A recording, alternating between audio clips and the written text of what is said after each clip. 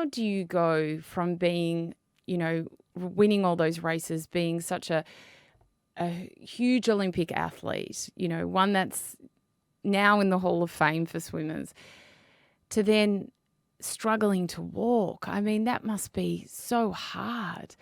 How did you move through that? Yeah. So look, the first 2 years were super difficult, and for a long time, Jem was one of the first people I told that I had this condition.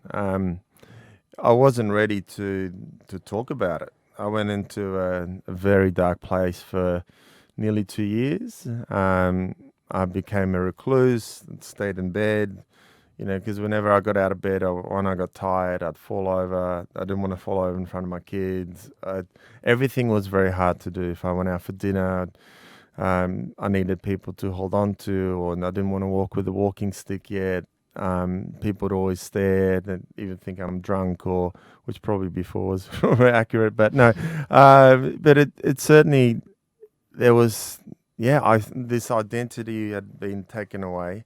I was grieving in a way that I did not recognize it was grief, and I was in denial. So there's all these emotions were happening, and I was taking it out on people in my life, and I wasn't talking about it. I wasn't addressing the issue.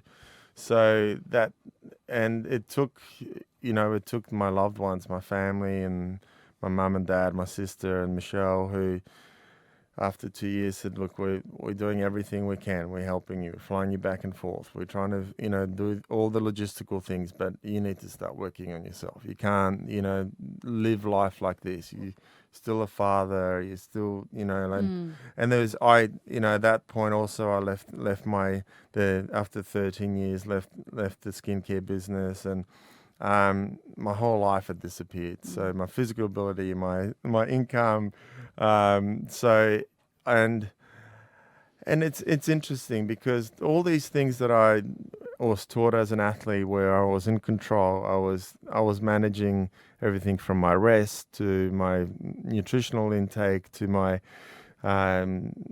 physical exercise, my rehab. I just stopped. It's almost like, and then the funny thing was, once I sort of announced it publicly that I had this condition, everyone would say, "Oh, you're going to deal with this fine. You're an Olympic athlete."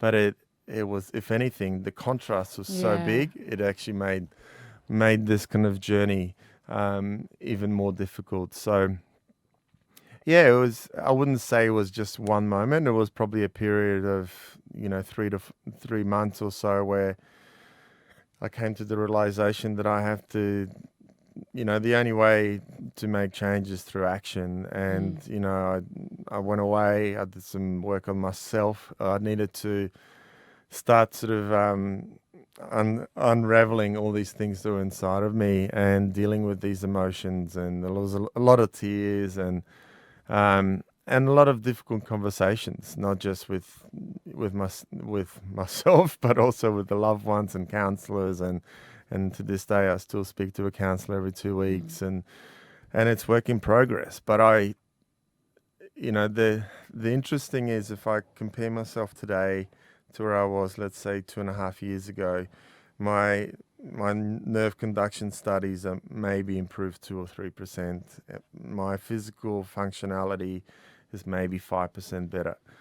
But in terms of my output as a person, it's 300% different. Even my outlook on life in general is, I just can't even the memory now, it's almost a little bit vague because I don't relate with that person that was in bed, not wanting to do anything. So, but it's, look, I'm certainly not saying I'm glad that this thing happened to me, because it's been quite difficult and people go through hardships, but there is, when you can learn from it in a way that I have, I'm, grateful that I have been able to build my self-awareness and build better relationships in my life and learn to communicate better, prioritize better, not say yes to everything like I used to, and not try to go every single meeting. COVID was a wonderful thing for that. But so it just changed my outlook on so many things, and when from not having a and reliable income within 2 years, so many great Yeah. opportunities came my way, and Lifeblood were one of the first ones to come to me and say, we want you to spearhead this campaign to help people understand the importance of plasma donations, and it just gave me a new lease on my journey, and then the Klim Foundation and so many others. So it was a very long answer, but I hope I made some sense out of that. Can you explain what CIDP is and how it affects the body? So CIDP is chronic inflammatory demyelinating polyneuropathy, which chronic means it's pretty much there forever. There's no cure at this stage. Inflammatory, where it's kind of demyelinating, it's where your nerves actually, this sheath of your nerves kind of start fraying away. It starts with your extremities. With me, thankfully, it's only affected my legs, and it started sort of creeping up my legs and affected my left quad and below both knees. So I don't have much function and mobility and sensation from there. I wear kind of braces to help me walk and not to have foot drop. But there's two similar. There's another condition called GBS, which is much more acute and severe. People can be paralyzed and but normally make a pretty good recovery. Whereas with CIDP, the chances of recovery are a little bit less. There's probably 30% chance of ending up in a wheelchair, 30% of being pretty stagnant, and probably 30% of people make a pretty good recovery to normal life. So there is no cure. There are some great treatments, from plasma exchange to IVIG, steroid treatments. They're working on a bunch of different new trials at the moment.